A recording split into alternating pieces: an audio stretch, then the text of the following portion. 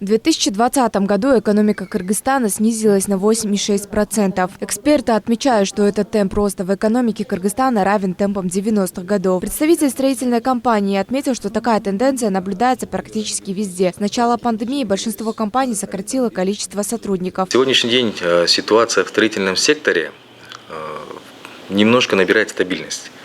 Если брать ситуацию с прошлого года, во время пандемии, с локдауна, закрытия города, ситуация, конечно, была очень тяжелая.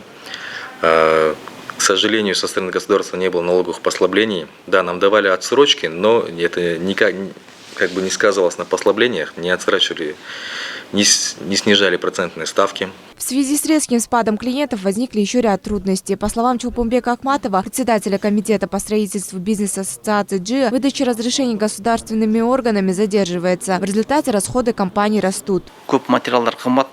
Так как были закрыты границы, многие материалы подорожали. Например, арматура вся доставляется с России. Если раньше тонну брали за 35-40 тысяч, сейчас возросло до 70. Повысилось на 100-120%. Начиная с перчаток, все подорожало. Для решения проблемы бизнесмены проводят встречи с каждым новым премьер-министром. На этот раз вновь назначенный премьер-министр встретился со строителями. Так, новоназначенный руководитель Кабмина Улугбек Марипов поручил ускорить выдачу разрешений на подключение к коммунальным услугам.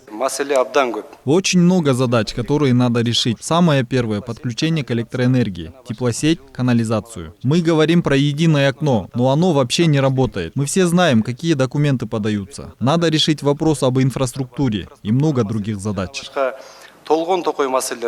Между тем, агентство строительства и жилищно-коммунального хозяйства внесло в парламент новый законопроект об устранении бюрократических препятствий, но пока это дело не рассматривалось. Специалисты строительной отрасли советуют как можно восстановить прибыльную отрасль. Сегодня это процесс очень длинный, очень сложный. Я понимаю, что это очень ответственная задача построить там дом большой и так далее, скажем, да.